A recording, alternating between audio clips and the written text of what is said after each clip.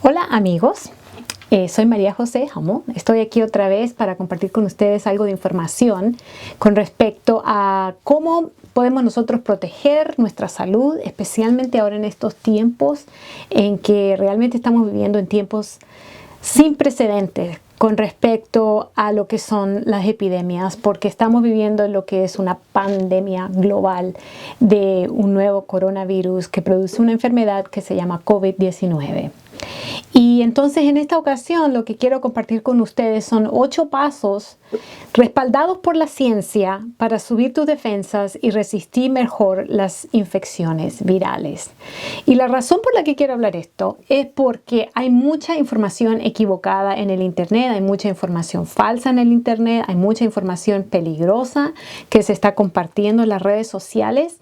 Y que nosotros debemos de tener cuidado de no compartirla o no tal vez hacer caso a esta información, si es que puede ser tal vez algo que pueda ser dañino para nosotros. Algunas cosas tal vez no son dañinas. Por ejemplo, hacer gárgaras con vinagre. No creo que vaya a dañar la salud realmente, pero tampoco creo que sea efectivo para matar el virus. Realmente cuando escuches la palabra matar, esto mata el virus o esto destruye el virus, ahí es donde tenemos que tener cuidado, porque hasta ahora no se ha comprobado que nada mate el virus realmente, ya que es un virus nuevo. No se han hecho todavía las investigaciones correspondientes para realmente saber qué es lo que puede eliminar el virus y qué no. Entonces tenemos que tener cuidado con qué escuchamos. Pero lo que sí te quiero decir en esta ocasión es que sí sabemos a ciencia cierta de que el sistema inmune de nuestro cuerpo es el que está encargado precisamente de pelear contra las bacterias y los virus que invaden nuestro cuerpo. Ese es el trabajo del sistema inmune. Entonces lo que sí podemos saber es que nuestro sistema inmune puede defendernos en contra de virus y en contra de bacterias, en contra incluso del cáncer. Esa es la función del sistema inmune. Ahora, quiero comenzar simplemente notando de que hay muy pocas enfermedades infecciosas que son 100% letales. Es decir, la gran mayoría no son 100% letales. Como ves en la pantalla en este momento, tal vez hay unas 6 o 7 que sí lo sean. Por ejemplo, la enfermedad de prión que causa lo que algunos años atrás fue un gran pánico con la enfermedad de la vaca loca. Si uno adquiere esa enfermedad es 100% letal. Algunas otras más, incluyendo la rabia. Pero después vamos yendo hacia abajo en la lista y nos damos cuenta que aún enfermedades altamente infecciosas y altamente letales como ébola no es 100% letal, no es 100% fatal. Incluso dependiendo del tipo de ébola, 60 o tal vez 80-90% letal. Algunas otras que también son altamente infecciosas como el SIDA, aún sin tratamiento, no es 100% letal. Hay un pequeño número de personas que sobreviven la infección. Y después, si uno sigue yendo más abajo, obviamente hay enfermedades que son menos letales aún.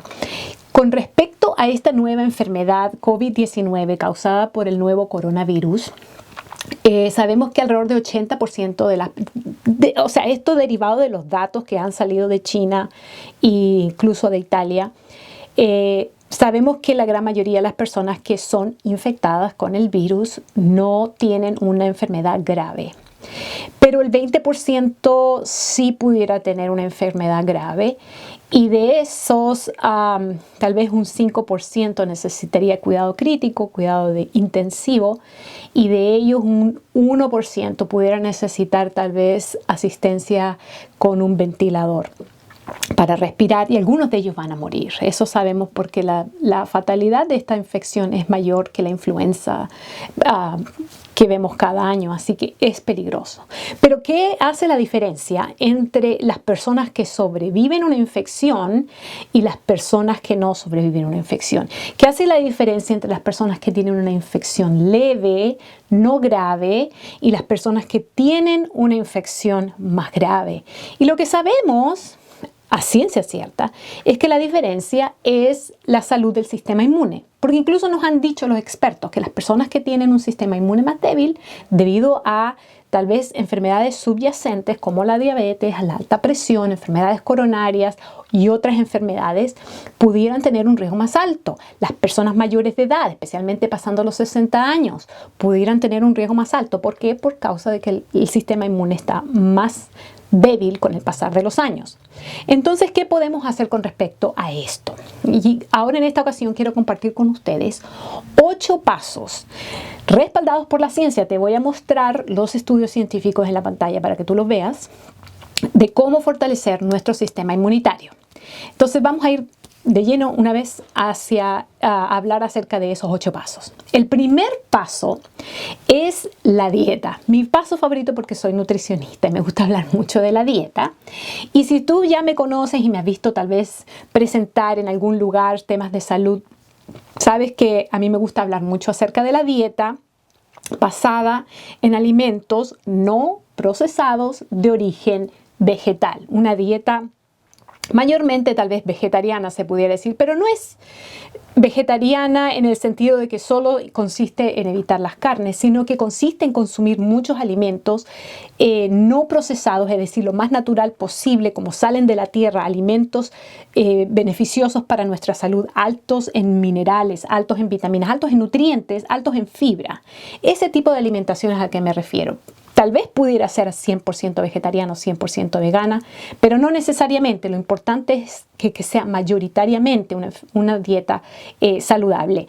Y te quiero mostrar un estudio que salió algunos años atrás que comparaba la función del sistema inmune entre personas vegetarianas y personas no vegetarianas. Y encontraron ellos que hay un cierto tipo de células en nuestro sistema inmune que se llaman las células NK. NK por las siglas en inglés Natural Killer Cells. Y en español se llaman las células asesinas, que como dice bien el nombre son encargadas de eliminar las bacterias, los virus que son una amenaza para nuestra salud. Bueno, estas células, aquí nos dice el título del estudio, las células NK, vitaminas y otros componentes en la sangre de hombres vegetarianos y hombres omnívoros. Se hizo una comparación. Y vemos en las tablas que presentan los resultados de este estudio que había una actividad, se encontró que las personas que consumían una dieta vegetariana tenían una actividad más alta de este tipo de células NK comparado con las personas omnívoros, o sea, las personas que consumen tanto carnes como alimentos de origen vegetal. Ese es el primer estudio. El siguiente estudio nos cuenta aquí que el consumo de frutas y vegetales produce una reducción en el riesgo de infección del tracto respiratorio superior. Ahora, este estudio se hizo con mujeres embarazadas, pero la conclusión fue que el consumo de frutas y vegetales protege en contra de las infecciones del tracto respiratorio superior, es decir, las infecciones que pudieran ser causadas, por ejemplo, por la influenza. Y si vemos en la tabla, vemos que ahí nos muestran los números que ellos obtuvieron, y si comparamos el grupo que consume menos frutas y vegetales con el grupo que consume más frutas y vegetales, y ahí los dividieron en 4, el que consume más frutas y vegetales tuvo una reducción alrededor de un 39% de riesgo de infecciones. ¿Qué les parece? Ahora, este es el tercer estudio que quiero mostrar. No voy a mostrar mucho, solamente algunos para darles algunos ejemplos de qué puede hacer esta dieta. Este otro estudio habla de la desnutrición. Habla de 2 tipos de desnutrición, de macronutrientes y micronutrientes.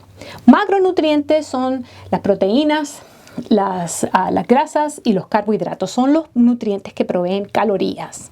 Entonces, obviamente que si una persona está desnutrida y no obtiene suficientes calorías, obviamente que cuando uno ya se está muriendo de hambre prácticamente, su sistema inmune va a fallar. Eso es bien obvio, ¿verdad? Pero también habla de los micronutrientes, y de esos, cuando hablamos de micronutrientes, estamos hablando acerca de vitaminas, minerales, antioxidantes y fitoquímicos. Son elementos que se encuentran más que nada en los alimentos de origen vegetal, especialmente no procesados. Y eso se puede encontrar muy bajo o deficientes en una dieta obviamente que una persona que se está muriendo de hambre también, pero también en casos de personas que consumen una dieta alta en alimentos procesados. No necesariamente una persona que se está muriendo de hambre, una persona incluso obesa puede tener deficiencias de micronutrientes, de minerales, vitaminas, antioxidantes y fitoquímicos. Y lo que nos dice aquí es que la desnutrición crónica, ya sea de macronutrientes, es decir, el hambre, vamos a decir, personas que no están recibiendo suficientes calorías, y las personas que están recibiendo muy pocos micronutrientes, deficiencias de micronutrientes, también afecta la función del sistema inmunitario. Eso es muy importante. Te doy solamente un resumen porque obviamente va mucho más allá después la explicación. Este estudio que les muestro a continuación habla de los fitoquímicos. Los fitoquímicos, como lo mencioné en el estudio anterior, pero ahora te voy a explicar qué son. Los fitoquímicos, la palabra fito en latín significa planta. Es decir, fitoquímicos son nutrientes que solamente se encuentran en las plantas.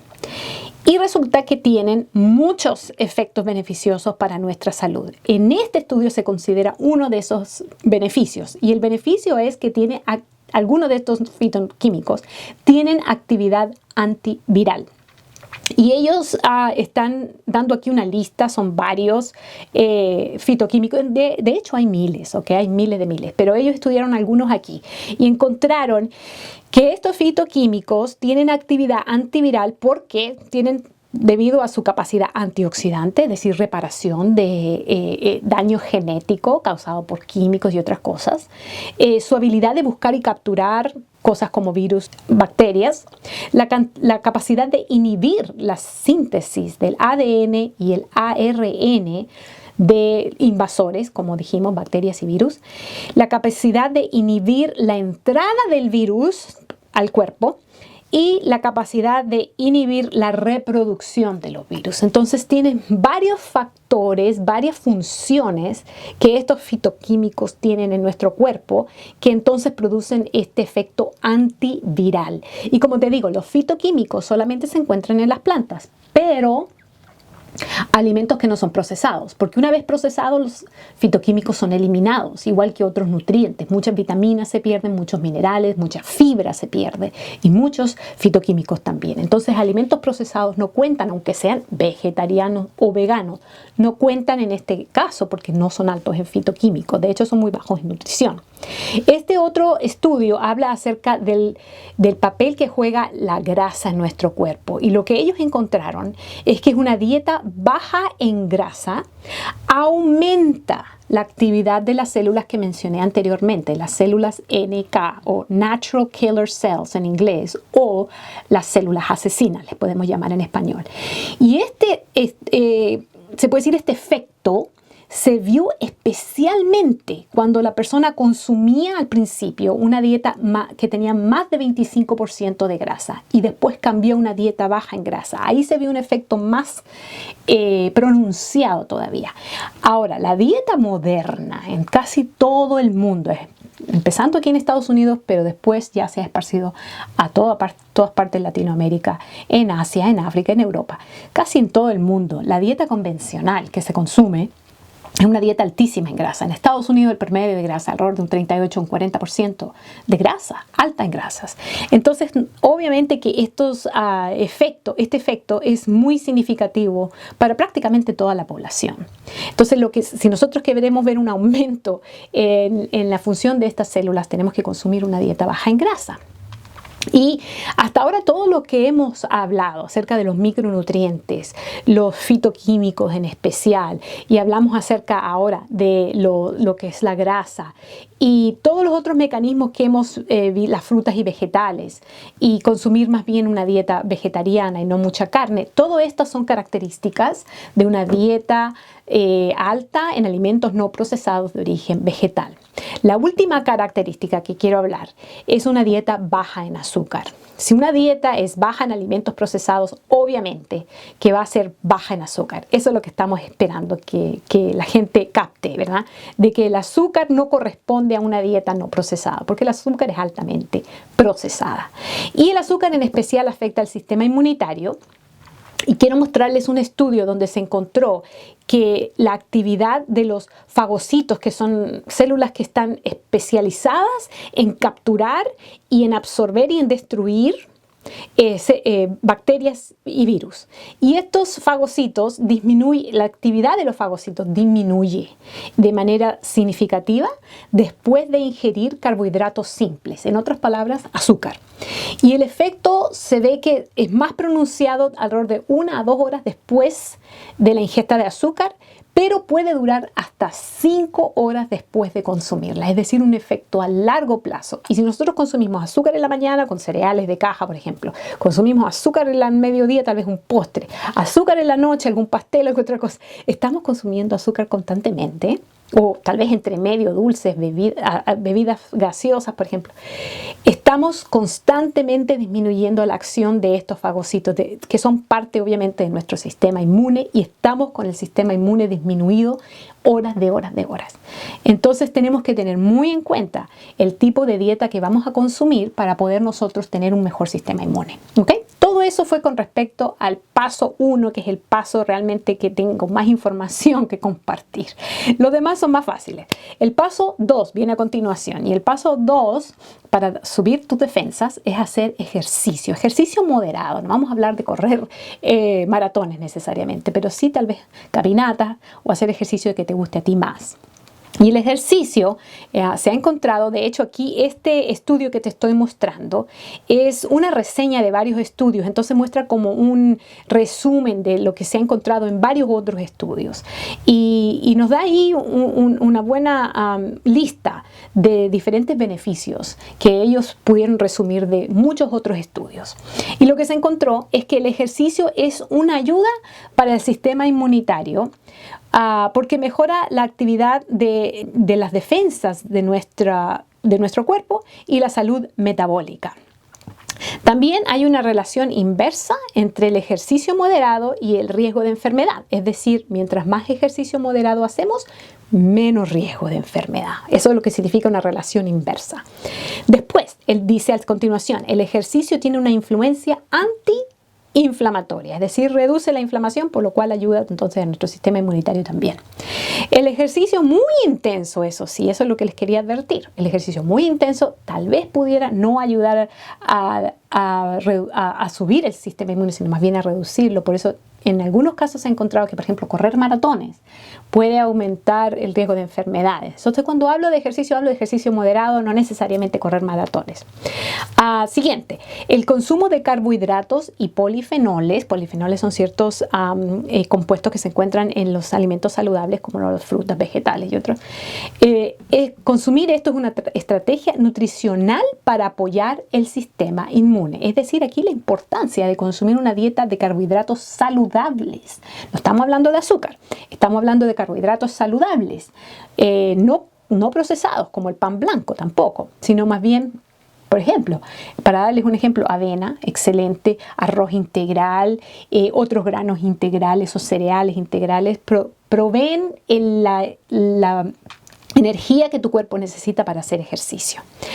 Y después nos dice allí, el ejercicio habitual mejora la regulación del sistema inmunitario, retrasando el inicio de la disfunción que viene relacionada con la edad. Es decir, al pasar de los años generalmente ocurre una disminución de la capacidad del sistema inmune, pero con el ejercicio eso se puede evitar. ¿Qué les parece? O se puede por lo menos retrasar. Ok, tercer paso para subir tus defensas, el sueño. Y esto es sumamente importante. Hay muchos estudios que hablan con respecto a la falta del sueño. Y aquí, para darles un ejemplo, les muestro también otro estudio que es una combinación de la información que hay en varios estudios. Y nos dice aquí que la falta de sueño, especialmente el sueño que se consigue en horas tempranas, es decir, cuando uno no se acuesta demasiado tarde, pasada la medianoche, pasada la 1 de la mañana, no, sino que cuando uno se acuesta a las 10, tal vez máximo 11 de la noche, es cuando nosotros obtenemos suficiente el tipo de sueño que se llama sueño de ondas lentas. Siglas en inglés son SWS, Slow Wave Sleep. Durante esa etapa del sueño es cuando se produce más hormona de crecimiento, y esta hormona de crecimiento ayuda después entonces a la función inmune. especialmente la formación de lo que le llaman la memoria inmunológica y otras funciones del sistema inmunitario. Pero cuando no nos acostamos suficientemente temprano, y eso yo también confieso que también a veces soy culpable de eso, de acostarme muy tarde. Cuando nos acostamos muy tarde no obtenemos suficiente de este tipo de sueño. Este otro estudio nos habla acerca de dormir muy poco. Y nos dice que también cuando perdemos horas de sueño, es decir, cuando realmente no es que nos acostemos tarde y nos levantamos tarde, sino que nos acostamos tarde y después nos levantamos a la hora regular y no obtenemos suficientes horas de sueño. Lo que sucede es que diferentes componentes del sistema inmune son afectados por esto y son componentes que están relacionados con las defensas en contra de enfermedades infecciosas. Entonces, ahora con más razón que estamos enfrentando una pandemia de una enfermedad infecciosa, necesitamos obtener nuestras defensas lo más en función buena posible, lo más óptimo posible, y necesitamos dormir. Porque si no afectamos la capacidad de nuestro sistema inmune de combatir estas enfermedades infecciosas. Entonces dormir muy poco predice, dice aquí, la susceptibilidad a infecciones respiratorias. Así que aquí nos muestran los resultados del estudio y ellos compararon los participantes del estudio y vieron que las personas que duermen menos de 5 horas tienen un riesgo más alto de resfriado o de una infección. Por lo tanto, la falta de sueño contribuye a la susceptibilidad a enfermedades infecciosas. Así que, por favor, hay dos cosas entonces que tenemos que tener en consideración con respecto al sueño y el sistema inmune. La cantidad de horas que dormimos y número 2, a qué hora nos acostamos. Esos dos factores son muy importantes. Dormir mínimo 7:30, 8 horas, ojalá por lo menos 7. Y además acostarnos a una hora que no sea demasiado tarde. Ok, paso número 4, evitar la deshidratación. Y aquí vemos en este también otra reseña de varios, de hecho mucha información. Este es un artículo que tiene muchísimas páginas y habla acerca de la hidratación, diferentes aspectos de la salud. Y llega a una sección donde habla acerca de las enfermedades virales y la la función inmune en particular con respecto a la deshidratación.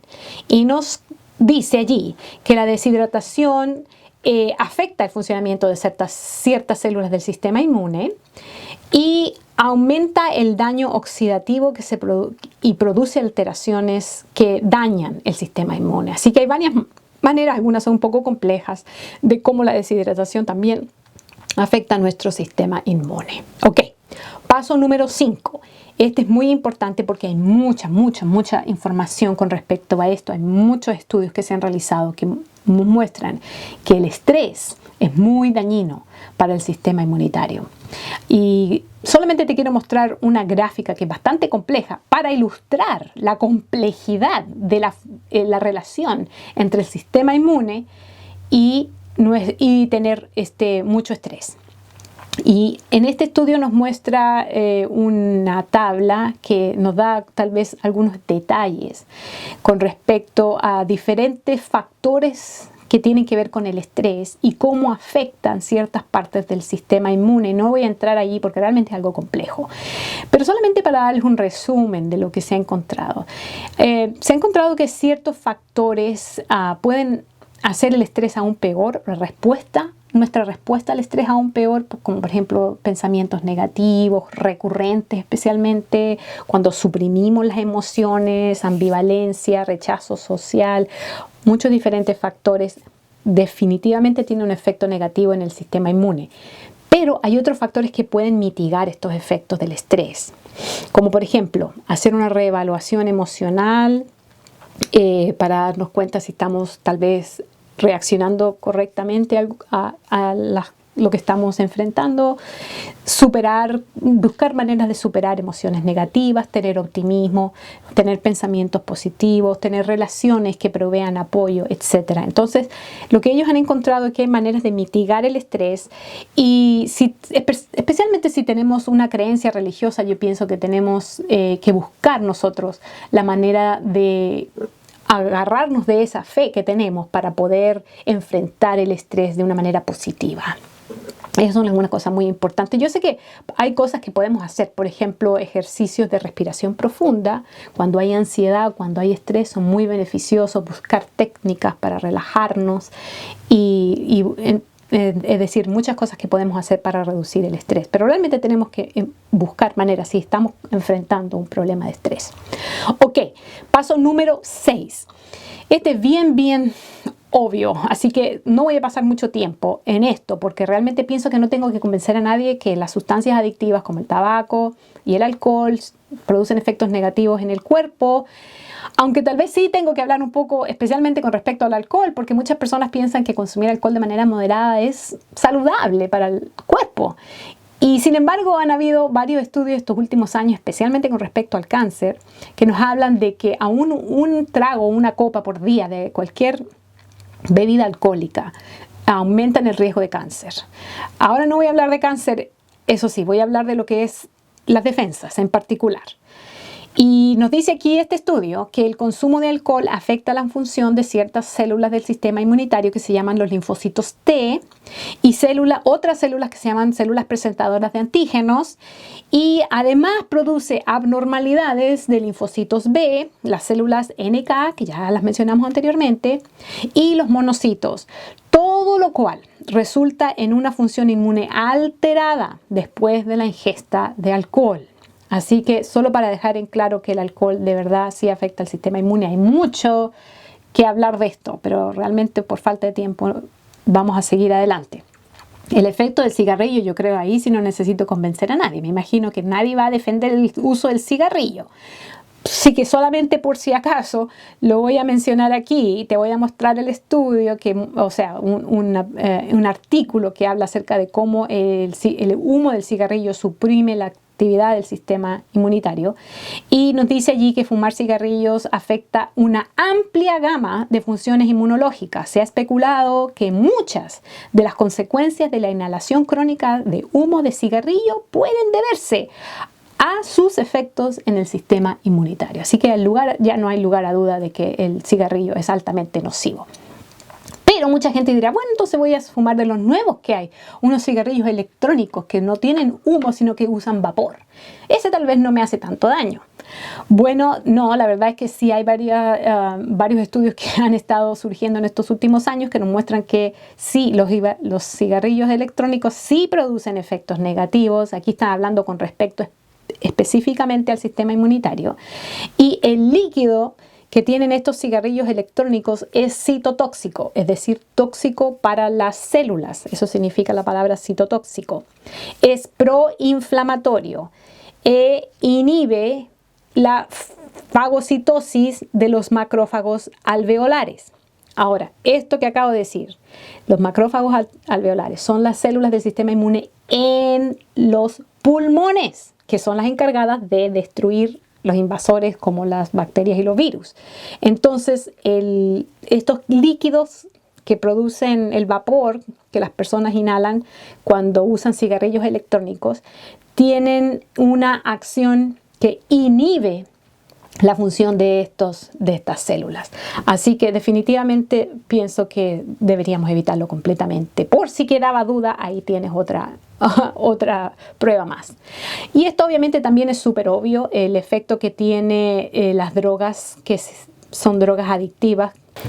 Y a pesar de que está muy de moda la que es la marihuana médica, vamos a decir, de usos médicos, realmente el componente psicoactivo de la marihuana, el THC, tiene bastantes efectos en el sistema inmunitario, como tú puedes ahí también ver una lista larga de efectos negativos de la marihuana para el sistema inmune. Y yo creo que no es sorpresa para nadie, el efecto negativo de la cocaína, no creo que tenga que explicarlo mucho. Obviamente la cocaína también afecta al sistema inmune de manera negativa. Entonces podemos decir que el resumen de este paso es que las drogas son malas para el cuerpo de muchas maneras, entre ellas el efecto que tienen para el sistema inmune. ¿Ok? Ok, paso número 7 es exponerse a luz moderada, porque resulta que la luz solar es súper beneficiosa para el sistema inmune. Pero algunos se estarán preguntando, pero es que no es que la luz solar o exponerse al sol puede causar cáncer a la piel. Bueno, estamos hablando de exposición moderada al sol, no estamos hablando de exposición exagerada o excesiva. No estamos hablando de cuando se exponemos la piel, pero que no se queme, no haya quemadura del sol. De eso depende de la tez de la persona. Si la persona de tez muy clara, tiene que pasar menos tiempo. Las personas de tez más oscura tienen que pasar más tiempo para obtener el mismo beneficio. Pero resulta que la luz solar es muy beneficiosa porque se ha encontrado, por ejemplo, en este estudio nos estaba hablando acerca de cómo la luz solar está asociada con efectos positivos para la salud, incluyendo la reducción de la incidencia de enfermedades autoinmunes y cáncer. Entonces está muy relacionada con el sistema inmune. Y más abajo nos habla de un tipo de células del sistema inmune que se llaman linfocitos T, que son fotosensibles, es decir, son sensibles a la luz solar y son activados con la exposición de la piel a la luz solar. Este otro estudio nos habla específicamente del virus de la influenza y cómo este virus muere más rápidamente en la presencia de la luz solar que en la oscuridad. La vida media del virus de la influenza es 31,6 minutos, pero en oscuridad, y cuando está expuesta a la luz solar baja a 2,4 minutos, es decir, muere mucho más rápidamente. Ese es el punto. Y los niveles de luz solar están inversamente relacionados con la transmisión de la gripe, es decir, mientras más luz solar hay, menos transmisión de la gripe. Entonces vemos que es muy importante pasar suficiente tiempo afuera, especialmente estando expuesto a lo que es una cantidad moderada de luz solar para subir nuestras defensas. Y el último paso es evitar el aire contaminado, porque resulta que yo pienso que tampoco es ninguna sorpresa encontrar que la contaminación ambiental afecta a nuestro sistema inmune. Y aquí vemos en este estudio que la contaminación ambiental afecta la función reguladora de las células T, que son un tipo de célula del sistema inmune, en personas que tienen asma.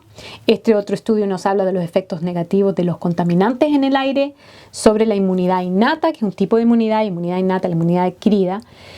Y este estudio es bien interesante porque es de una revista que se llama The Journal of Hospital Infection, la revista de las infecciones en los hospitales. Nos habla del papel de la luz solar, que es el paso anterior, y la ventilación natural, las dos cosas combinadas en contra de las infecciones, para controlar las infecciones. Y cómo en la antigüedad, en los tiempos, vamos a decir, hace 100 años atrás, antes de que se inventaran los antibióticos, antes que tuviéramos tantas vacunas, pues lo que pasaba es que los hospitales, primero que nada, tenían ventanas mucho más grandes, ventilaban mucho más las piezas, las habitaciones de los hospitales, y permitían que entrara la luz solar y el aire fresco de afuera. Y esto se encontró que protegía en contra de la transmisión de patógenos en el aire, porque se empezaron a dar cuenta, especialmente durante la pandemia de influenza del año 1918, la gripe española, que los pacientes que estaban en el interior se tardaban más en recuperarse que los pacientes que a veces por falta de espacio los ponían afuera, obviamente si era permitido por el clima, ¿verdad? Pero si se podían poner afuera, los ponían afuera y se recuperaban más rápido. Y esto se piensa que era porque estaban tanto expuestos a la luz solar como también al aire fresco. Se ha encontrado que la luz solar aumenta la resistencia a las infecciones y algunos estudios muestran el potencial de la luz solar para descontaminar superficies. Entonces vemos que tanto la acción de la luz solar como del aire fresco tienen un efecto para reducir infecciones y para proteger en contra de la transmisión de patógenos en el aire. Y después este mismo estudio nos dice que es una lástima que la práctica moderna en la construcción de edificios médicos, ya sea hospitales o clínicas, todo eso, va más bien enfocada a la comodidad. Y sin embargo esto favorece la persistencia de los patógenos. Es decir, que los hospitales de hoy en día no están, se puede decir, construidos o diseñados pensando en la destrucción de los patógenos, y más bien es en la comodidad. Y esta condición en realidad favorece la persistencia de los patógenos. Qué lástima, ¿verdad? Que se ha dejado de realmente considerar el hecho de que la luz solar y el aire fresco son importantes, y realmente esto se dejó de utilizar en los años 50, vamos a decir, cambiaron las prácticas de la construcción de edificios médicos en los años 50, porque ahora que ya se inventaron los antibióticos, pensaron ya no se iba a necesitar construir con ventanas tan grandes, porque los antibióticos iban a salvar al mundo de los patógenos. Obviamente eso no resultó así. Hoy en día estamos viendo nuevas infecciones emergentes en el mundo, nuevas, se puede decir, amenazas, nuevos virus, bacterias resistentes a los antibióticos. Es decir, no le hemos ganado la guerra a los patógenos. Ahora, déjame decirte que todos estos 8 pasos, si tú eres adventista del séptimo día o conoces a los adventistas, sabrás que en la iglesia adventista se habla desde hace como 150 años o más acerca de lo que es la salud física, aparte de la salud espiritual, y que se ha promovido siempre tanto una alimentación saludable como también lo que le llamamos nosotros los 8 pasos de la salud. Y lo que te acabo de explicar, los 8 pasos para subir la resistencia de nuestro sistema inmune, precisamente concuerdan 100% con los 8 leyes de la salud que le llamamos, que te puedes recordar por la palabra adelante, porque es agua, descanso, es decir, sueño, ejercicio, luz solar, aire puro, nutrición, temperancia, es decir, evitar sustancias adictivas, y esperanza, o sea, tener confianza, tener fe en Dios. Todo es para no tener estrés, ¿verdad? Todas estas cosas entonces tienen un efecto positivo tanto para reducir las enfermedades crónicas como las enfermedades del corazón, las enfermedades como la diabetes, la alta presión, alto colesterol. Todas estas sabemos que se pueden revertir en algunos casos, y puedes mirar algunos de mis otros videos con respecto a esto. Pero también ahora vemos que tienen un efecto para las enfermedades infecciosas, para reducir la transmisión de patógenos, para reducir nuestro riesgo de ser infectados y para subir nuestras defensas naturales. Así que espero que esta información sea de ayuda, espero que te ayude para tener esperanza de que a pesar de que estamos pasando por tiempos difíciles con esta pandemia, podemos nosotros hacer algo para subir nuestras defensas, tener mejor resistencia a las enfermedades infecciosas, ya sea el coronavirus o la influenza que llega cada año, ¿verdad? La influenza estacionaria, que cada año mueren muchos miles de personas a causa de ella. Así que espero que esto sea de ayuda para ti. Te veo en el próximo video, en el cual vamos a hablar acerca de remedios que se utilizaban en los tiempos antiguos, que se utilizaron, por ejemplo, en el tiempo de la pandemia de 1918, para que los pacientes se recuperaran más pronto. Muy bien, nos vemos en el próximo video. Cuídate mucho.